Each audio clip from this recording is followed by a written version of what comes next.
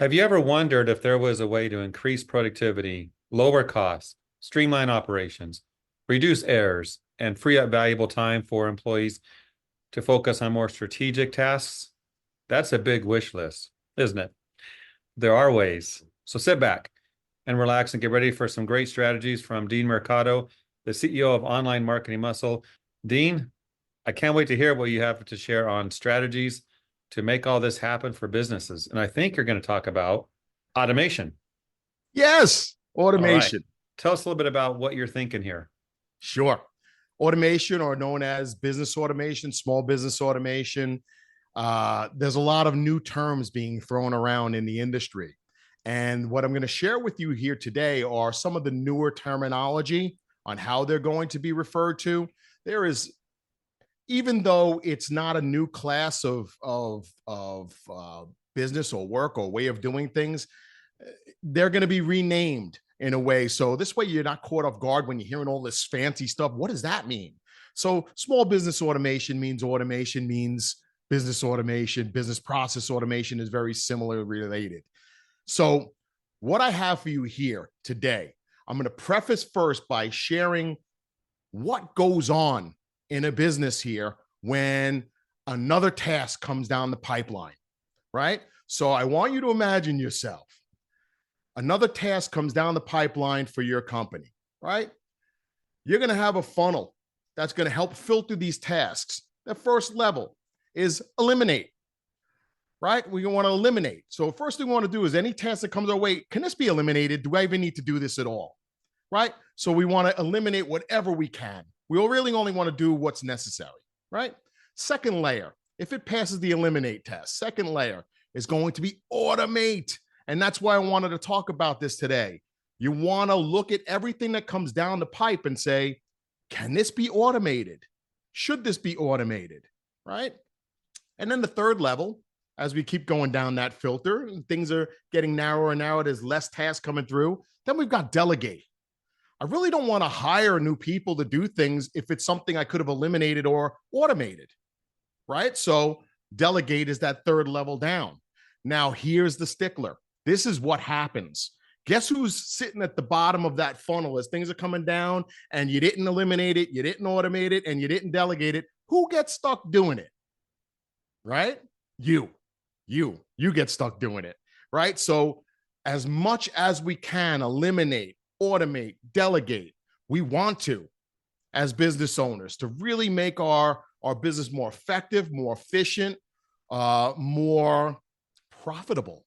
How about that for a big word? More profitable. So automation is what we call the big game changer for small business. It is the big leverage point that you have to play with to make your business more profitable than the next. It's always about being better, faster, cheaper, better, faster, cheaper. How do I do this better, faster, cheaper? Automation is that key. So as we look at business automation, we're going to break it down into 4 pillars or 4 types. And I'm going to first ramble them off to you. Some of them you'll be like, I know that. That sounds familiar. Yeah. I'm trying to tie it together for you so that you see the bigger picture here, right? So we start with the first pillar or the first type. That first type is what we call marketing automation. Marketing automation has been around for the last decade or so, right? Still, most people are not leveraging it in their business. Why? I have no idea, right? Now, you may be doing some things to as marketing automation that you don't even realize you're doing. So, for example, if you're scheduling social media posts, that's a form of automation. If you're scheduling email blasts, that's a form of automation, right? So marketing automation is all about those kinds of things. Some popular tools you may or may not have heard of would be things like Keep or HubSpot or Salesforce. These are very popular marketing automation tools, and there are hundreds and hundreds of more at this point in the game, right? I'm trying to stick with ones that you might know and maybe tease you a little bit with ones that you might want to go check out in the process. So we want to make sure that we're using that marketing automation as a means to generate leads for our business, right? It's a big lead generation tool. That's pillar one. Pillar two, sales automation. Hasn't been around as long, but almost as long as marketing automation.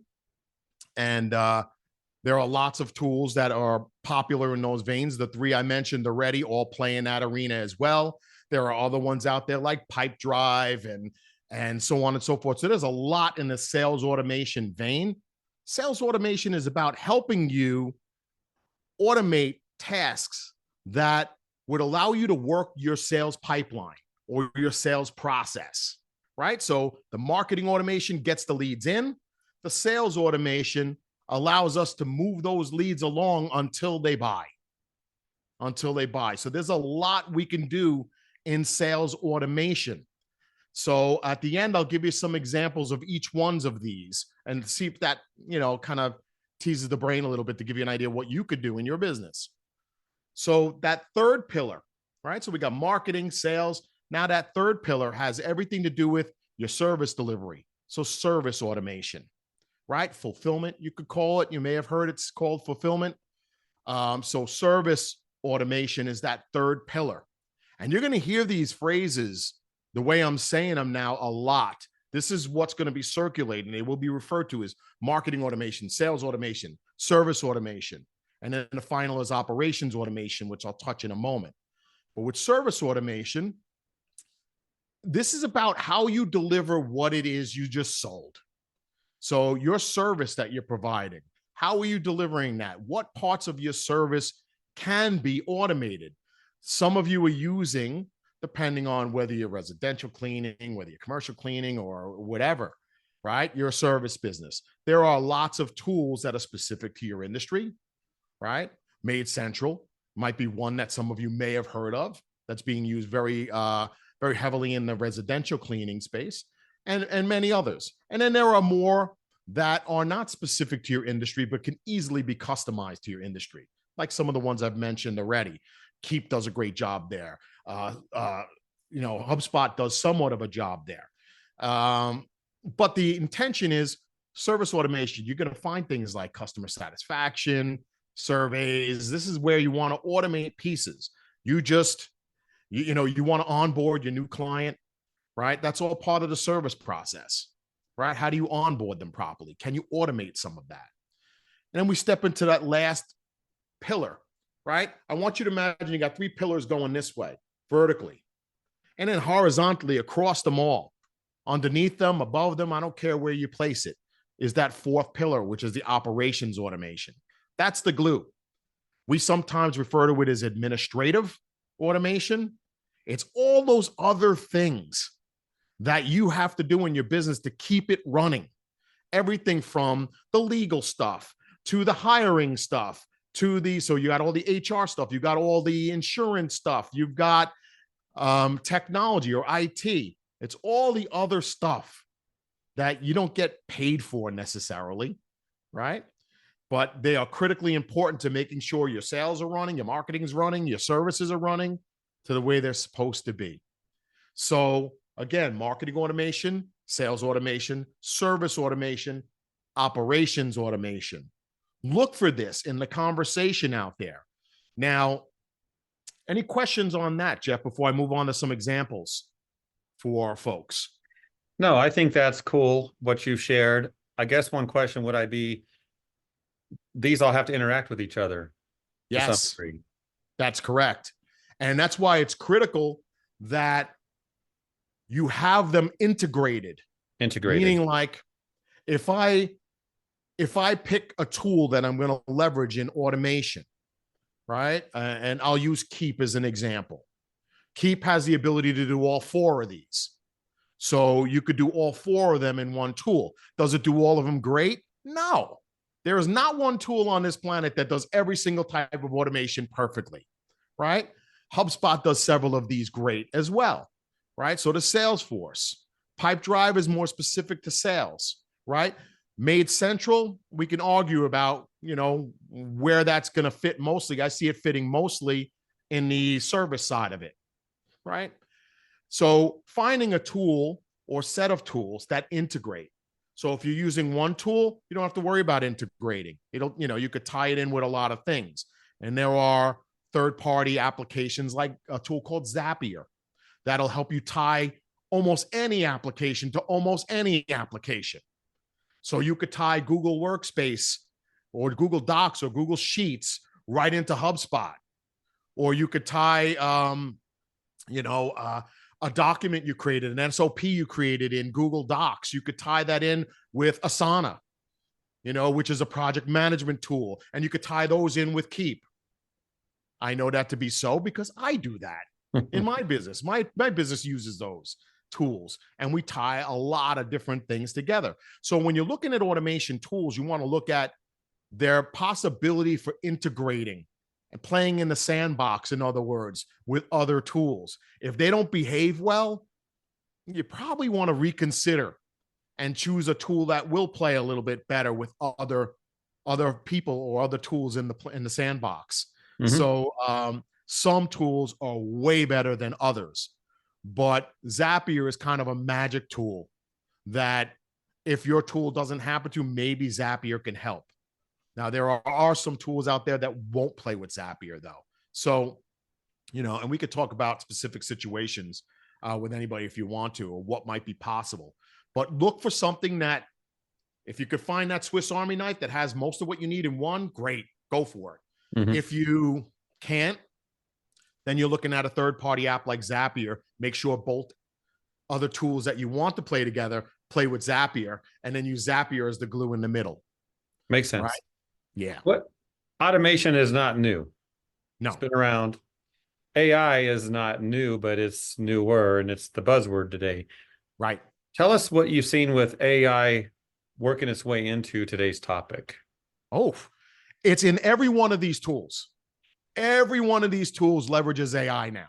So even if you don't realize you're using AI, you might be, right? So a lot of them, even when you go on social media, you can go on LinkedIn and you'll see like, I know I'm on the paid plan, I don't know what everybody else is on, but you can go in there and you can have it finish your post, finish writing your response to somebody.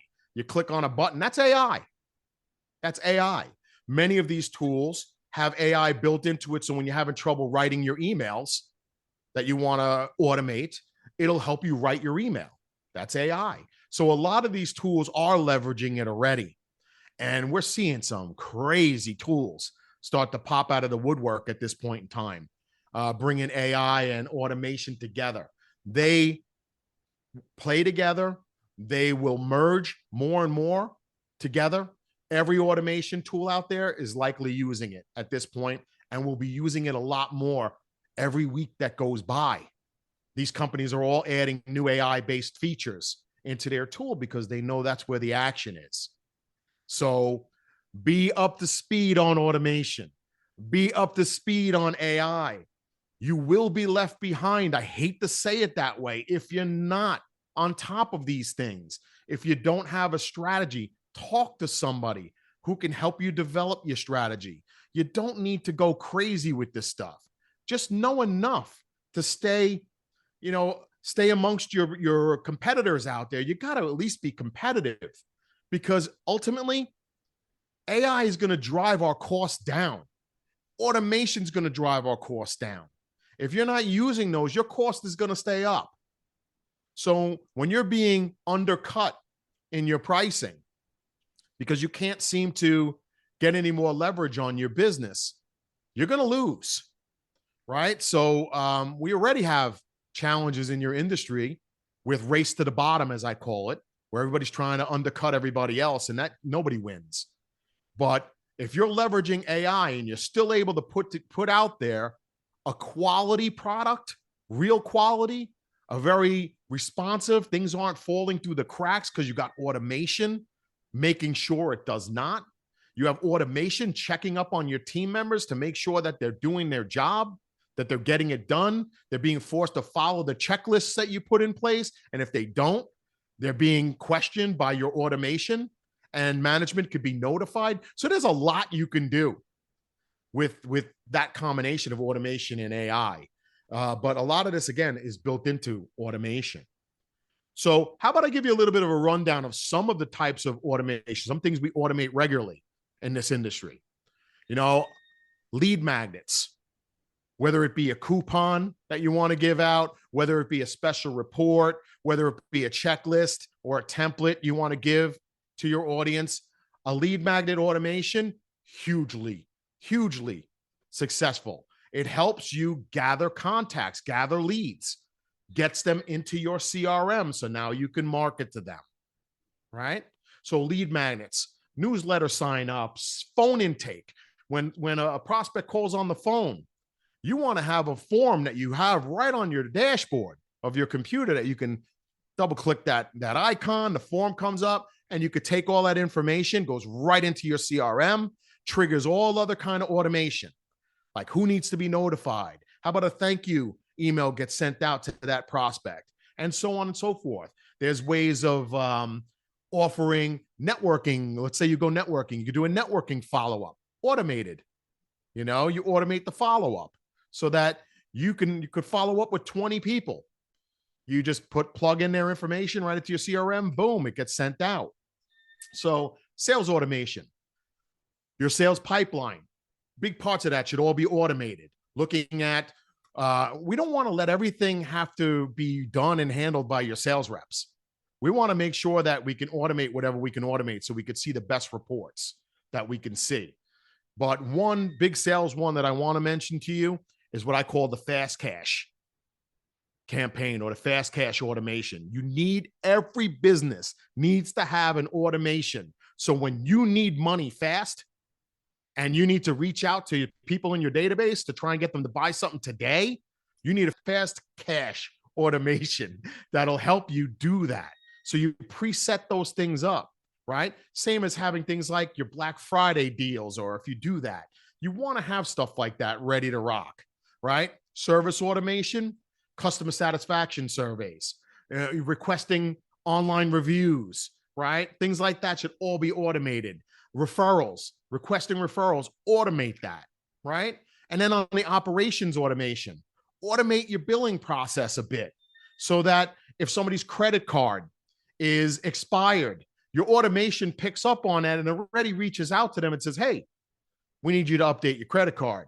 Click here and please update it. Imagine if you didn't have to worry about that, if it was being done for you. Your hiring process, automating large parts of that, or your onboarding process when you do hire somebody. Imagine having that automated so that the same things are happening for everybody who gets brought on board, and checklists being put in place to make sure they're getting the right training. So these are just some examples of where you can get leverage on your business. And I could go on and on and on ad nauseum here with these. I've been doing this stuff in my business for the better part, well, I would say since 2010 was when I first bought my first automation software. And I have a master's degree in business process improvement. So I know a little bit about this topic. And I was waiting for the technology to catch up with the things we were learning back in college a long time ago. Back then, the only companies that could afford to do anything like this were your IBMs, right? And then your Microsofts. Now, this stuff is available to all of us, and it's not that expensive. You look at the cost of automating, it's less than hiring somebody. That's the way I say it. If you get a good automation tool, it's the cheapest, best employee you will ever hire, right? You're talking a couple of $100 a month versus thousands a month for an employee who probably wouldn't do it as well. Now, I'm not saying don't hire people. Hire people for things that really need humans. There's plenty of that, and more opportunity will open up for that. But for now, automation, it is key. And I hope that I stimulated some of you here today to think about it in your business. And if you don't have a strategy, reach out, reach out, or come to one of the events that I'm speaking at the with the ISSA.